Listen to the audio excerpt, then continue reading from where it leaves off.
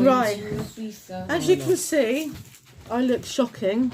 I've had a crazy bad few days, but because the three of us together, so you're not in the frame, you'll have to come round more. Tim is the rose between the thorns. All right, can we see you both? Right, there we are. Right, so basically, this is the first time we've been together for 2 or 3 weeks where we've all been together, the three of us, and I wanted us to share about our little expedition to the Corsica's Mountains, Georgia and Armenia. That's one way to put it. That is one way to put it, isn't it? So, yeah, I thought we could do that. So, some of you have said to me that you've wanted to travel with Kingdon Tours because I've been taking people around the world for the last 10, 20 years. But after you've heard this story, you might think, oh, I don't think so. Because it was a bit mental, wasn't it? Sue? Yes, it was, yes. I should have called it Never Never Savaris. Never come with us. If you do, you'll never come back. Okay, Sorry, just couldn't help that one, you know. So basically, we left England and we went to where did we go to? Istanbul. And my first mistake was I tried to pack too much into the times that we were away. So to go to Istanbul for one night was a bit full on, wasn't it? I mean, we had a lovely time. Just a tad, yeah. But it was mental. So when we got to Istanbul, we had to catch the metro. Do you want to talk about that, Sue? What happened at the metro? Going down into Istanbul? Well, we were on the metro and it was much bigger than London, but it was surprisingly friendly and people were very nice. So nice, in fact, that when I fell backwards over my luggage and crashed to the floor, 4 people straight away helped me up. Yeah, that did happen. It did, but it was amazing to think that there was, you fell on the suitcase. Yes, I fell onto the suitcase. So you didn't fall on the hard floor. No, so that was a good thing. But they sort of like, as soon as they saw you fall over, they just came forward and helped you back up again, didn't they? Mm-hmm. So when we got to Istanbul, I obviously I'm in a wheelchair, so I have to rely on the staff at the airports who take disabled people and sick people around the airport and to and from the plane. So I already warned Tim and Sue and said, look, I just need to warn you, the guys at Istanbul are horrendous. You know, I've been to many airports and these guys are rude and they're brash. They don't speak hardly any English, but they just don't give a tuppence halfpenny. They're really arrogant, they're really awful, and they almost drive me to tears sometimes. So I gave them a warning, and we did get a rude awakening, didn't we, when we got to Istanbul? But we did actually have a nice day at Istanbul, but it was crazy. We were aware that we had to get to the airport really early in order to start the whole procedure of going through Pegasus and the disabled guys. I can't remember what are they called? Port Clinic in Istanbul. Yeah. So it's a cliche. Yeah. So we got to Istanbul 3 hours before the plane was taken. Like we were there in such good time. And we had to go through security, and I lost my crutches, which was a right pain. That was. No, that was later. That was. No, I think it was there. Was it? Yeah, at Istanbul on the way back. Oh. Yeah, I thought it was when we got to Tblisi, you lost your crutches. No, it was there because we had that when we got off the metro. We had to do the security before we went into the main entrance. Oh. You know that bit where it was stinking. It stank there. Anyway, so we got there really early, and then, bearing in mind that we got there 3 hours early, we basically got left with 7 minutes to get rid of the scooter, to get through security, to get to the boarding gate. Is that true? Yes, that is true. Yeah, that was definitely true. And so the flipping staff at Pegasus repeatedly said to me, is your scooter dry cell or wet cell? It's dry cell. And then another member of staff would come along and say, is it dry cell or wet cell? It's dry cell. And then another person would come along, and then another person, and then another person, and it just went on and on and on. And then they had to ring through to somebody, and then that person said, yes, okay, you can go through. And then they had to go through to security.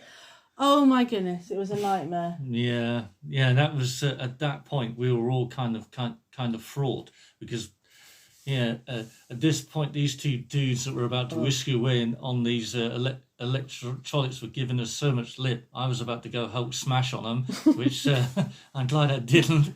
But I was pretty mad, I must admit. And then, of course, what made it worse was the thought that I panicked and almost had a bit of a meltdown because I thought I'd lost my passport and boarding pass because I couldn't find them anywhere. Turns out they were in my blinking pockets all the time. I just didn't know which one it was. I was like, where is it? Where is it? It Like, was so awful. So basically, just to backtrack a little bit, they said to us that Tim had to take my mobility scooter over to oversized baggage while I was taken through security. I said no, and I always refer to Sue and Tim as my brother and my sister. I said, my brother's not flown before. It's his first time in this airport. I know what you guys are like. We're not being separated. And I was fighting with them, and in the end, I tried to tag him as much as I could, but we got separated. He got rid of the scooter, found it all right. And then me and Sue got split up through security. And then I was really, really angry. And I don't get angry very often, but I was hopping mad with these men. And then we got through security. And then the next minute, the guy said, we have to go back. Your brother's lost his passport. So yeah, I went through, and Tim was admit. absolutely like bright red, just sweat perspiring off him, freaking right out. And I'm like, Tim, where the heck is your passport? I was like, I don't know, I can't find this. And you know when you're so stressed out that you're putting things and you don't know where you're putting things. That was happening. And we had 7 minutes before the boarding gate shut. Yeah, but here comes the best bit, because when these two got whisked away, I eventually got through finding my passport and boarding pass, but because they were slightly ahead, I had to run to catch up with them. Now, this is rather difficult considering the fact that I had to take my belt off before I went into security and hadn't been able to put the belt back on. So whilst I was running, my trousers nearly fell down. Yeah, that's right. What? You heard. I personally love that bit. It didn't fall down all the way, but it was like... grabbed it just before it was falling around my ankles, and then there was some Turkish dude walking alongside me, looked at me, and he kind of thought, oh, that's funny, mate, yeah. I think it's a hilarious. Tourist, he's lost his trousers, so... If only I had my camera at the time. But I finally managed to keep my trousers up whilst kind of running / waddling, trying to catch up with them. By the time I got there, I managed to get my belt on, and my face was like a beetroot, sweat pouring down my face. And one of the porters at the bottom looked at me and he just burst out laughing. And also, while we were freaking out and rushing, this flipping porter said to me, you need to calm down and relax. And I so wanted to just give him one. I thought you were gonna take him out right then and then. Flipping so annoyed. Like, because they had pushed me for 3 hours, Yeah. That was an hour. But the other thing that he hasn't talked about was the fact that when he couldn't find his passport, he wanted to belt them one. And then when he found his passport, he was like, I'm so sorry. Please forgive me. I'm so sorry. Yeah. I was trying to defuse the fact that I nearly took all their heads off. And I was just trying to calm myself down as well as them because I could tell they were getting irate as well. Because we're all glaring at each other because we were all looking at each other like mean looks. It looked like we were going to come to blows on almost any minute. So when I realised it was my fault, one of them just looked at me, he sort of glared at me and sort of went like that. What do you want to say, Sue? Well, we were on the plane eventually and I felt really happy. I ordered myself a nice hot meal, which tasted a bit like plastic, but it was all right. So we landed in Tblisi. Yeah, but we've got to do the plane ride first. The plane ride. Well, you had some food. He went to sleep. And Yeah. we've got the giggles. I got the giggles so that's it, bad. yeah. Really bad. You know when you look like a mental person because you stop laughing? Wow. Because all I could see was Tim saying, I'm so sorry, I'm so sorry, I'm so sorry. And then he wanted to belt them. And then I'm so sorry. And then I just couldn't stop replaying that in my mind. And then people around me in the plane were looking at me laughing. I felt like a nutter. But I mean, to be honest, you probably would have been laughing so much had you seen me running with my trousers nearly down. Yeah, that would have been a laugh. That you would. So Well, you do the next bit. No, now here we go. This is the next exciting instalment. Oh yeah. What actually happened was we landed in Tbilisi in And the Eastern atmosphere Europe. was The atmosphere was lovely and calm, quiet, beautiful. beautifully clean. We thought, oh, this is so peaceful. This is so lovely. And we ordered a taxi, and at first we couldn't find a taxi that was big enough, but eventually we did find one, and we got driven to this rather deserted sort of campsite. And what was the time in the morning that we were About dropped 4 off? in the morning. We 3:30. 3:30. We got driven to this. Well, the taxi driver told us all about his family and what a beautiful city Tbilisi was, and he left. He didn't really like to. I got the impression he didn't want to leave us for some reason. He had dropped us off in the middle of a post-Soviet council block. And it was early in the hours. The buildings were very Very post-Soviet. very post-Soviet. Oh, yeah. Well, they were from the Soviet era. And it was very dark, and we were outside this, what we thought was a lovely apartment. Did look lovely, the pictures, didn't it? Yes. And then Yeah, it looked like a real towards charming 4:30, the news suddenly dawned on us that we weren't going to be able to go into the apartment. It There had was been nobody pulled on there. us because we hadn't actually arrived on the right time. So the people pulled it and said we couldn't go in. So we found ourselves homeless after a long plane journey. And Ruth went off in her buggy to look for help. And I followed her, and I suddenly heard this growling sound. And I looked behind me, and the sight I saw was 2 massive white dogs snarling in the dark. And I thought, well, this is it, Lord. This is how I'm going to go. This is how I'm going to go. I'm going to be martyred here, and I'm going to be eaten alive by white dogs. This is the end of it. They're going to have me for an early breakfast, before breakfast time. So I shouted out at Ruth, my goodness, there's some dogs, they're going to bite me. Yeah, you were well scared. And Ruth said that they probably were okay, so they went Sue. got them away. Oh, bless. And we just sort of, the first person we Oh no, the first person came out of the flat, and all I said was, because there was no English, because it was all Russian or Georgian. Yeah. So I said, big problem, emergency, taxi, internet. And so she let me do a hotspot on her phone, and I was on just for enough seconds to realise that this flipping apartment weren't going to let us in, and it was supposed to be 24-hour policy of letting us in, but they wouldn't let us in. That was really bad, and that wasn't my fault. I hasten to add, just and then so then me and Sue went around, and I found a white van, and at about 4 or 5 o'clock in the morning you have delivery guys with newspapers. So we met this guy, and I managed to say to him, big problem, emergency, taxi. So he rang a taxi for us, didn't he? Yes, he did.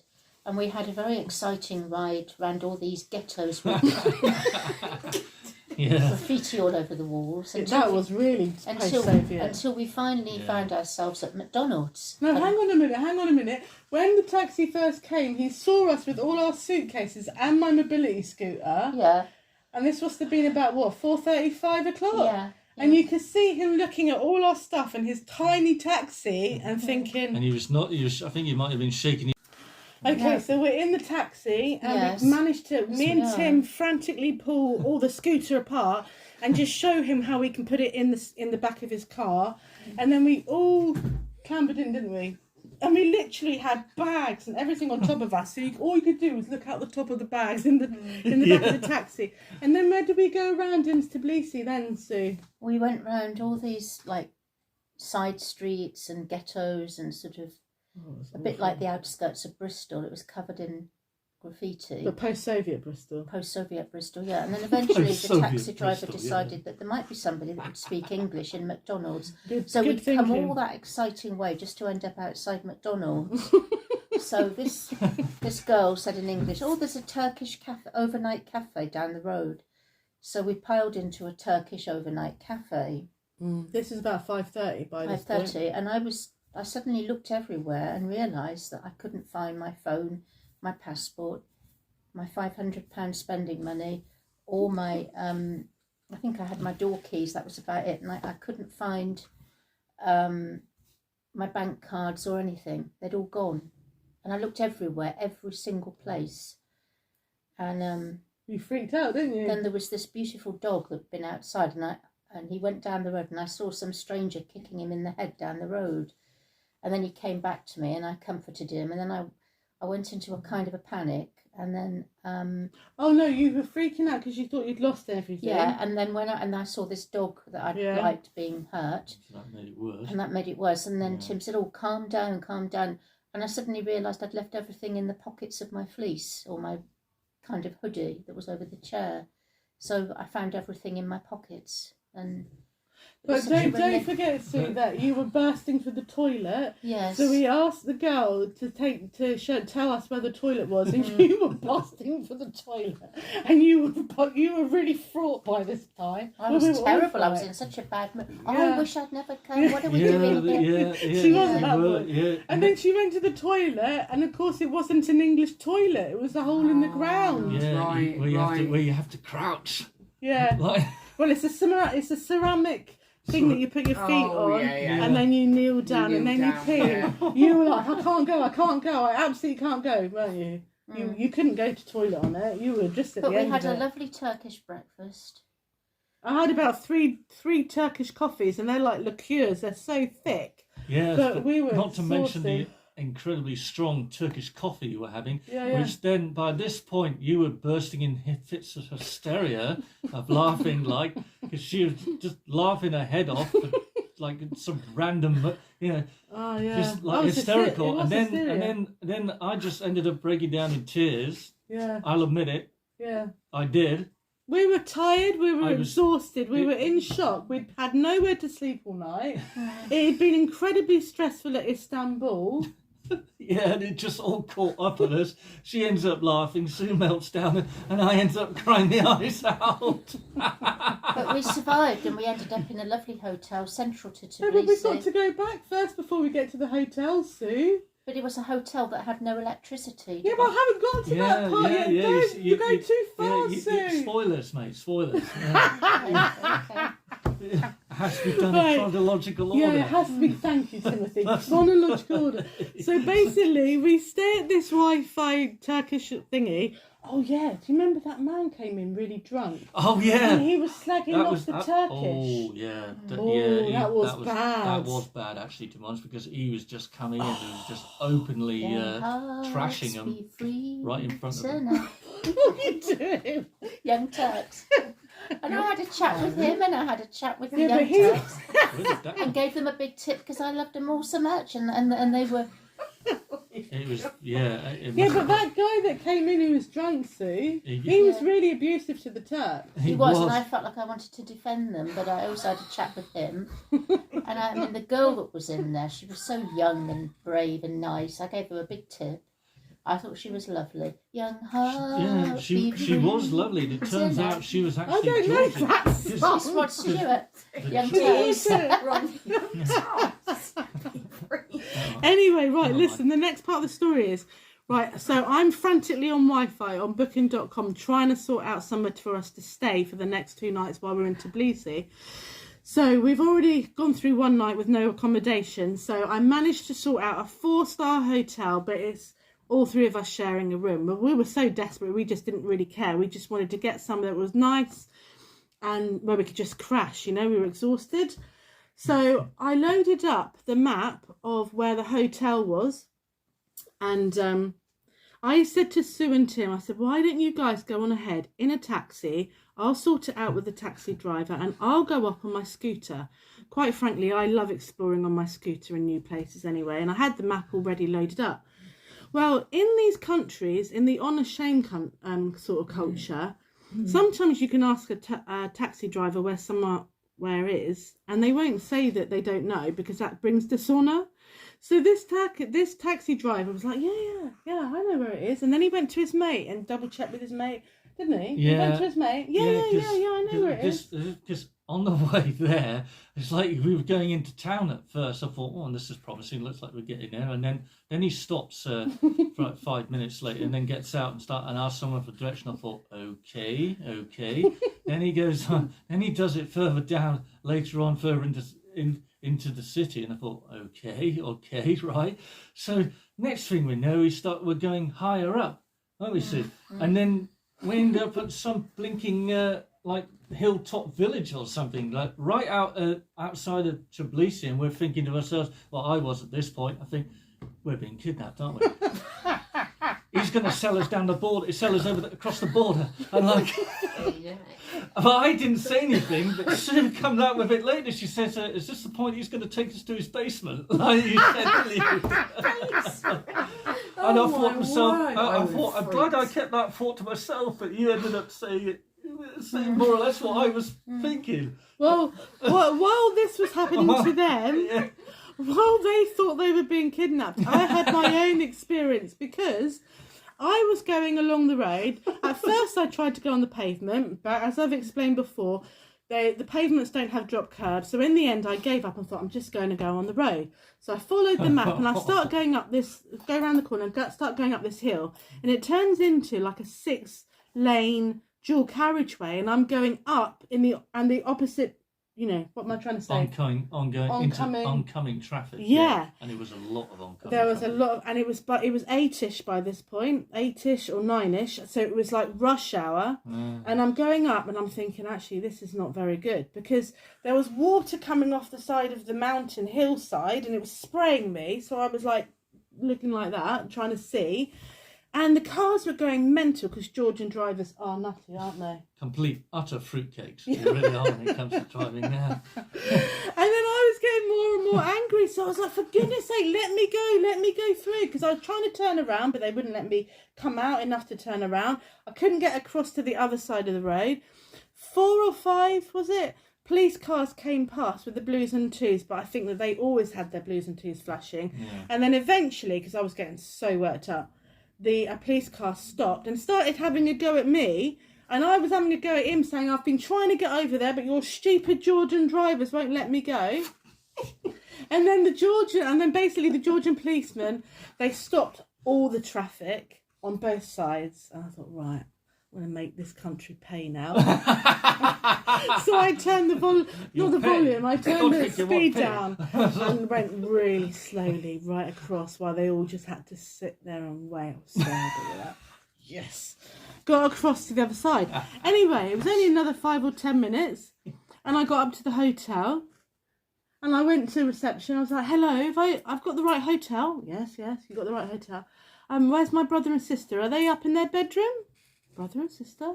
Yes, my brother and sister. They're upstairs in their room. No, we don't have your brother or sister. So what do you mean, my brother and sister? They left the town centre maybe an hour ago. No, there's no brother or sister. I was like, what the flipping heck is going on? Now I was really worried because it was a new country for all three of us, and these two haven't, travelled like we have. So it was mental. Well, not like this anyway. Yeah. So basically I thought, oh my goodness, I'm going to have to ring on my phone. I never used my phone abroad, not to make phone calls. So I rang Tim. I was like, Tim, where the heck are you? And Tim said, well, but I think we're in some sort of mountain village, mate. Like, so, and this our taxi driver doesn't know diddly where he's going. Yeah. So it's like, so in the end, so we had to get the receptionist to talk to the taxi driver, and therefore advise him where the hotel was, which he did, and he was like, and I could look at his face when he was talking, and I look at the dawning recognition of where he was just came across his face. It was like, he was like, and I thought, yeah, now you know where you're going, mate. Like, so we end up getting back in, and he drives us to the hotel, and then he was so broken up about it that. Felt really sorry for him because he was really apologetic for taking us all around the houses, literally. and then I basically sat in reception until these guys arrived in the taxi, and then they arrived and we were like, oh, thank goodness we're back together again. I was so relieved, And then we went to reception and said, well, what, have you got our room ready? Oh, yes. What number is it? Oh, 502. I was like, brilliant. Is that on the 5th floor? Yes. And then I said, oh, great. We'll get the lift up then. I'm sorry, you can't. Pardon? No, you can't. There's no electricity. So we were still stuck there, weren't we? We were about there for about an hour and a half or something, waiting for the electricity to come on so we could go in the elevator. So, yeah. We were exhausted, weren't we? And by the time we got to our room, we were just like, Oh, yeah. But for the most part, it was all right, that hotel, wasn't it? It was actually, yeah. It was quite an interesting name it had as well. Do you remember? Oriental. Oriental, yeah. But there wasn't anything Oriental about it. No. That's just so funny, I thought. So that was our crazy first 24 hours in Georgia after a hectic Istanbul. Wasn't there something else we were going to share, though? Something else crazy happened, didn't it? Yeah, it was when we went on an overnight train from Tbilisi to Yerevan. Oh yeah, that was a classic. That That wasn't really it? was a classic of the trip. Oh yes. my goodness, yeah, that was Yes. fabulous. That was because yeah, I can't actually. Well, basically, when we got to the airport, not the airport, the train station, we got there 3 hours early. I'm sure we did. 8 o'clock. 8 o'clock we got there for. And oh yes, of course. we got there at 8. Yes, but when we got there, we suddenly realised that you weren't able to get down to the Exactly. platform because it was all steps, and so we were wondering what we were going to do. So you were like negotiating this. Me, I was whispering under my breath, I think, praying about it was that good because we don't go down. And then and then all of a sudden, some old Georgian dude comes up to us, and he couldn't speak a lick of English, but then he pointed us. He's like, follow me, sort of thing. So we ended up following him, and then we ended up going down. I think, did we? I can't Right remember. to the end of platform 1, where it got darker and darker and darker. Yeah, and he went like further and further out along the train tracks, along the side of it, and I thought, what is this dude doing? And I thought, that was a bit scary. and I suddenly realised, he must be taking us to the other side of the platform. I thought, okay, right, but at this point, Mrs. K was like going, what is going on? I was like, and then we got had stuck. to go across. We had to go across the train tracks, and then there's the wood between the tracks, the rails, between the rails was like rotten. And so she went over it. One of her wheels got stuck. Yeah. So we were stuck there right on the train tracks. And the batteries lifted as well, so I couldn't put the lights on if the train came. No, so you couldn't, the engine had died, so we were stuck right in the middle of the train tracks, and look, I don't imagine thinking, what if a train comes? Yeah, I did. It was the main city train for the whole of the country, and I was stuck on the middle of the track. It's like one of those films where you get tied to the railway track before the steam train. That was a bit sketchy. Obviously slightly different. Well, no, it wasn't. It wasn't funny at the time, and then you insisted on having us film it. To which I was not impressed. I said to her, "Look, this isn't really the appropriate time for that route.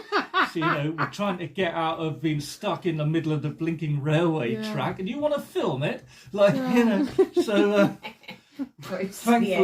thankfully, the old dude helped us get the scooter out I and was get us sitting on the across stupid bag that kept falling off. I nearly You were the fell one over that it. insisted on sitting on the stupid mental bag in the that first was. place. That was your idea, not mine. God.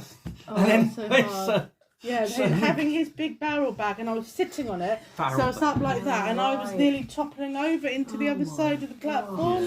That was sketchy. Yeah, I think we should tell them about the Russian gulag. I was going to say about that. Oh, but we haven't even got to the train bit yet. Oh, all right then. That's All what right, happened no, on let the him do the train. train bit. Let him do the train. Because once we finally got to the platform and waited for our train to come, which it came, it was like It did, at 10:15. an old Soviet-looking communistic sort of train, So, but of course, we then met this very irate Georgian porter. Yeah. He was not impressed that we had all our gear and Me in a Mrs. wheelchair. K's scooter, so we had to again take the whole thing apart and indicate to him we could bring it in piece by piece. Then all of a sudden, a Russian guy, a Chinese guy, Japanese guy, and a German guy just suddenly came over international and helped help. us out. Wow. Amazing. Grabbed all our stuff and just put it on the train. And then we spent quite a while talking to to this Russian young man, absolutely amazing young man he was. And so then we sorted out in our room, and Sue thought that we were all going to have our own individual cabins, which we didn't. With tea and coffee making we were all facilities. in one room. Like, so these guys had the bottom bunks, and I had to have one on the top. But so once we finally sorted ourselves out and got in, and occasionally dealing with this irate porter, we sort of eventually went to sleep. And then we got rather rudely woken up by this irate porter by hammering on the door, opens the door and said, "You, police, come now." I thought, oh crap, what have we done? We're going to get done for drug smuggling or something. And like so, so we had to go and just. I didn't have to go. I slept through the whole thing. He looked at her and said, "No, she can't come." Like, no. So I thought, well, yeah, mate, she's asleep. You muppet. And anyway, so we had to take our passports, get off the train, and go to the passport control, because this was at the Georgian border. So, and then we just presented our passports, had a nice chat with a couple of guys there. Then we ended up back on the train and finally went back to sleep again. Only this, then about, I don't know, a few hours later, this muppet again comes up and bangs on the door. You, Armenian police. Oh, Drake, not again. So like, and this time we were at the Armenian border, but the Armenians had come on board and basically checked our passports, but we never had to leave the train, and then that was that. They were friendlier, weren't they? They were, yeah. One of them was quite amused when I called him what my name was. He couldn't quite get it right. Kept calling you Tblisi. Tblisi. So Sounds like I thought that was funny. shampoo. It was actually a shampoo. It was kind of funny. And then we just kind of went back to sleep until we got to Armenia. To Armenia, yeah, and then the adventure continued, yeah. So the other story we haven't told you is the Russian Gulag night. Oh my goodness, yeah. So we had the 5-6 hour journey from the wine region to Kazbegi was supposed to be 5.5 hours, but 12-13 hours later we still hadn't arrived in our accommodation because there had been queues and queues of hundreds and hundreds of lorries trying to get into Russia. On these mountain passes, the roads were nuts. So we'd been driving a long time. We were really, really tired, and eventually we got to our lovely accommodation. Sue, would you like to tell this bit? Yes, yeah. Well, I've always wondered what the beds and the dormitories were like in some of the penal colonies in Russia. Yeah. When we got to this accommodation, we met. She was probably quite a nice woman What deep was her down. name? I think was it Irina or something? Irina, she ran a Kind of shop. might be something like She that. ran a shop. Irene. And she was actually very friendly. Probably got a heart of gold, I expect. But the first thing she took us into this little kind of lounge area, and she couldn't get the TV to work. She couldn't get the internet to work, so she was a bit cross about that. And she said, "Would you like some vodka?" Oh yeah, vodka. Vodka. So I Vodka, tried have it, some and it was- vodka. Yeah, she like pours it in the glass. It was a little and then bit just like gives it- it was a little bit like medicine, I suppose. I thought, what the heck's that? I didn't realise. Oh, vodka, welcome. She said, welcome. I said, welcome.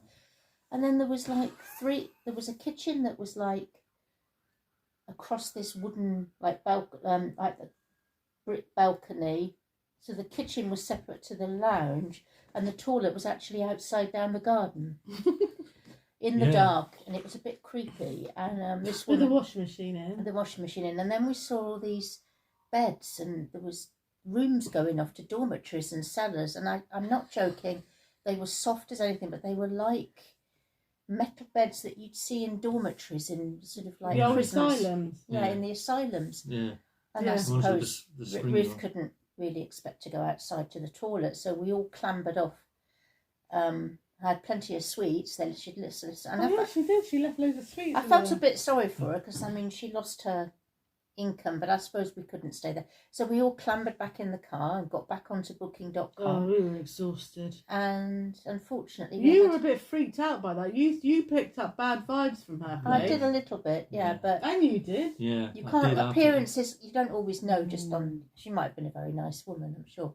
there was But something off unfortunately, if the toilet had been inside and it had been a little bit less like gulag, then we would have stayed. But unfortunately we didn't, and we had a little accident on the road, which Yeah, meant because that we had our to do the window was mountain broken. pass for the third or Yeah. fourth time that day, Mm. with lorries driving on the other side of the road, the wrong side of the road, and literally parts of the road had just disappeared down a cliff edge.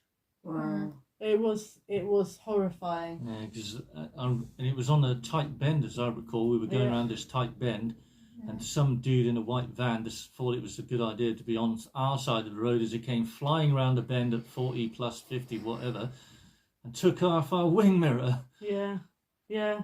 And I'm very glad that I didn't drink the vodka, because the next Yeah. day I got breathalyzed. Yeah, that was because we had to report the incident to the police, Yeah. and